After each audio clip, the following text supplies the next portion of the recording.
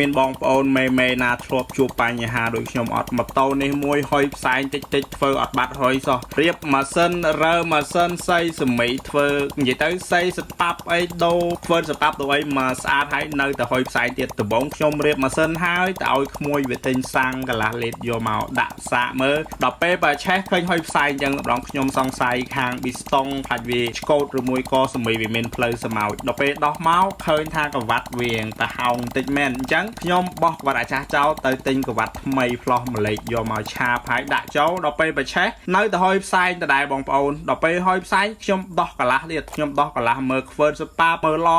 ឡតសប៉ាប់ហ្នឹងថាវាមានបញ្ហាអត់ខ្ញុំយកទៅឲ្យជាងគេវាយមាត់សប៉ាប់ចោលវាយឡតសប៉ាប់ចោលអញ្ចឹងយកមកប្រឆេះវិញនៅតែហុយផ្សែងដែរបងប្អូនម៉ូតូហ្នឹងគឺវាមានបញ្ហាខ្ញុំរើខាងកាត់មុខហ្នឹងមួយថ្ងៃ3ដងនិយាយទៅ2ថ្ងៃអាថ្ងៃចុងក្រោយនេះគឺ2ដងទ្រាំតែរមូលហេតុវាឃើញដល់ពេលវានៅតែហុយធ្វើមិនក៏នៅតែហុយខ្ញុំបង្ហូរសាំងពីបេនពី receiver វាចោលអស់តែម្ដងខ្ញុំសង្ស័យថាវាមកពីសាំងពីព្រោះអីខាងខ្ញុំនេះគឺនៅពេលដែលបងប្អូនអ្នករ៉ូស៊ីឈើគាត់យកសាំងទៅព្រៃគេចាប់បានអញ្ចឹងគេយកទៅទុកហើយដល់ពេលទុកយូរពេកវាច្រើនអញ្ចឹងគេបញ្ចេញខ្លះអត់ដឹងទៅណាទៅណីទេខ្ញុំខ្លាចមូលហេតុអាហ្នឹងឲ្យបងប្អូនគាត់យកទៅព្រៃហ្នឹងគឺគាត់លាយស្រាច់ឲ្យសាំងមកកានប្រេងលាយមក10ឬមួយក៏2ដបអញ្ចឹងអាហ្នឹងជាបញ្ហាខ្លាំងមែនទែនហើយខ្ញុំមកទិញសាំងតូបពូព្រោះពូគាត់យកតែ2ការ៉ាស់ទេមកលក់អញ្ចឹងខ្ញុំក៏ទៅទិញសាំងតូបពូយកមកដាក់សាកមើលបើសិនជាវានៅតែហុយទៀតម៉ូតូហ្នឹងដឹងតែល្មៀលពីព្រោះអីតូបខ្ញុំខ្ពស់ផង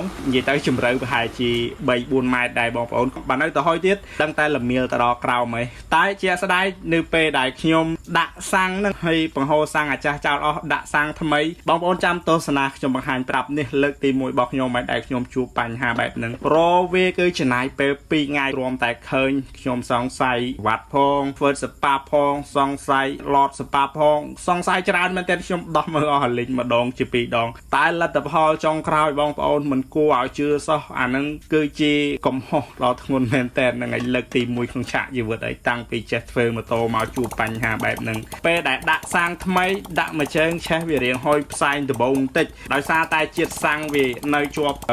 កន្លះមិននៅជាប់នឹងបេនអញ្ចឹងវាហុយផ្សែងបន្តិចហុយតែមកបន្តិចហ្នឹងបន្ទាប់ពីហុយនេះបាត់ហុយឈឹងទៅឃើញជាក់ស្ដែងប្រឆេះគឺអត់មានជាតិហុយមកទេបញ្ហាមកពីសាំងកន្លះលីត្រនឹងតែម្ដងកន្លះលីត្រដំបងដែលខ្ញុំទិញយកមកដាក់សាកហ្នឹងអានេះជាបញ្ហាធំបំផុតដោយសារតែវានឹងខ្ញុំចំណាយពេល2ថ្ងៃរម៉ូតូហ្នឹងលើកទី1របស់ខ្ញុំឲ្យមិនគួរឲ្យជឿទេដោយសារតែអាកន្លះលីត្រនឹងរវល់2ថ្ងៃឥឡូវបោះចោលតែបើសិនជាផឹកកើតខ្ញុំផឹកឲ្យចេញតាមក្រោមវិញប្រហែលជាល្អជាងហ្នឹងហើយបងប្អូនវីដេអូដែលចេញជាចំណេះដឹងតិចតួចអត់មានអីច្រើនទេមានតែប៉ុណ្្នឹងដែរក៏សូមអរគុណច្រើននិងសូមគោរពលា